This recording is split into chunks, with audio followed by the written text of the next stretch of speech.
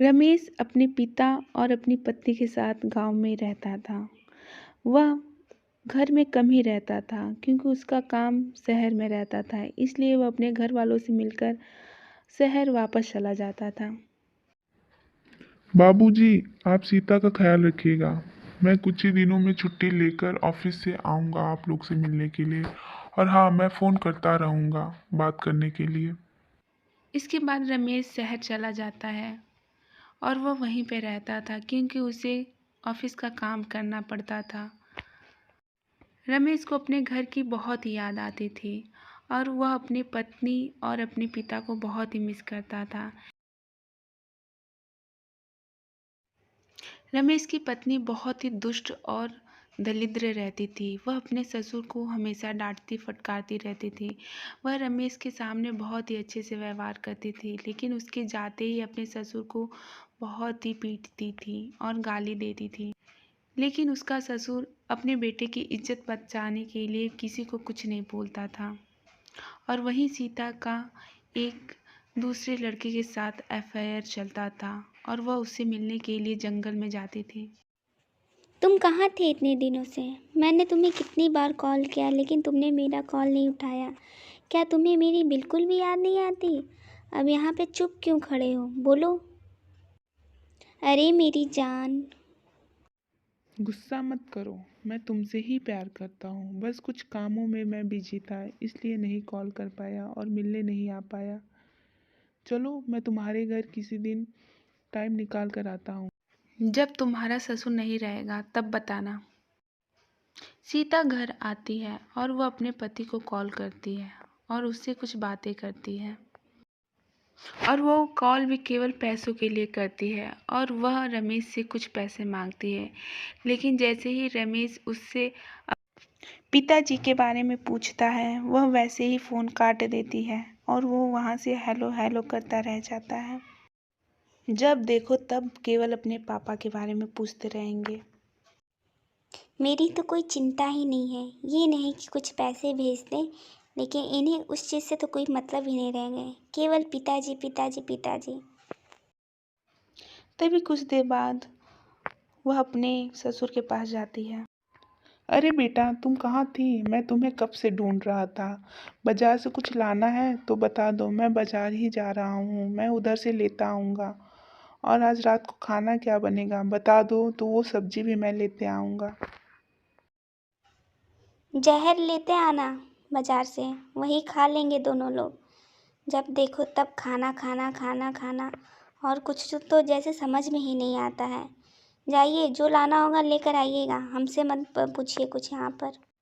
तभी सीता ससुर के जाते ही अपने प्रेमी को फ़ोन करती है और वह अपने घर पे बुलाती है। अरे सीता, तुमने मुझे इतना जल्दी बुला लिया, क्या हुआ? खाली हो क्या? चलो तब हम तुम दोनों कुछ खाया पिया जाए। इसके बाद दोनों आंगन में पीछे की ओर अपना खटिया बिछाकर दोनों शराब पीने लगते हैं। तभी थोड़ी देर बाद सीता का ससुर वहां आता है और यह सब देखकर चौंक जाता है और वह अपनी बहू को बहुत ही डांट लगा रहा होता है। तभी सीता का बॉयफ्रेंड वहां से गायब हो जाता है और वह अपने ससुर को डांटने लगती है। ज़्यादा चिल्लाने की ज़रूरत नहीं है। ज़्यादा चिल्लाओगे तो मैं अभी अपने पति को कॉल करके आपके बारे में झूठ झूठ बोल दूँगी और आपको घर से निकलवा दूँगी। नहीं तो शांत रहा करिए और जितना हो सके अपने काम से काम मतलब रखिए।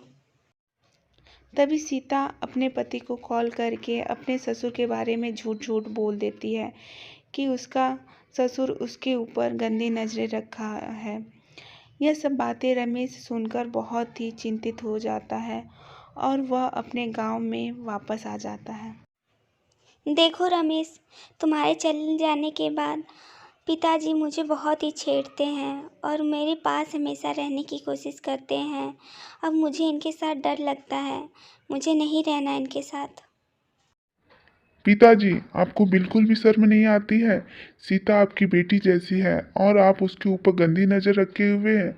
आप अभी इसी टाइम घर से निकल जाइए। मुझे आपकी शक्ल नहीं देखना है। रमेश की ऐसी कड़वी बातें सुनकर उसका पिता वहां से चला जाता है। यह सब देखकर सीता बहुत ही खुश हो रही होती है।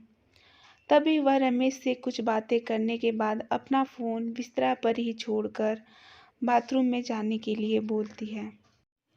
रमेश यहीं पर रहो, मैं अभी थोड़ी देर में आती हूँ। यह बोलकर सीता वहाँ से चली जाती है।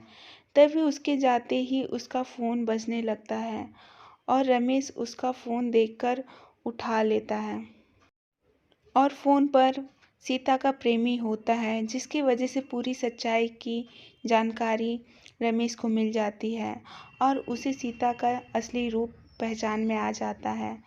यह सारी चीज़ें सुनकर अपने पिता को लेकर वह बहुत ही दुखी होता है। तभी उसकी पत्नी सीता वहाँ आती है। क्या हुआ जी, किससे बात कर रहे थे? अब मुझे तुम्हारा पूरा सच्चाई पता चल गया है। तुमने मेरे पिताजी को फंसाया है और उन्हें मेरे घर से निकाल दिया। तुम कितनी दुष्ट हो। अभी तो मैं पुलिस को हवाले कर देता, लेकिन तुम्हें माफ कर देता हूँ। जाओ, तुम अपनी जिंदगी जियो और इस घर को छोड़कर चली जाओ। इसके बाद रमेश अपने पिता को लेकर शहर आ जाता है और रमेश अपने पिता के साथ ही वहीं पर रहने लगता है और जल्द ही अपनी दूसरी शादी कर लेता है।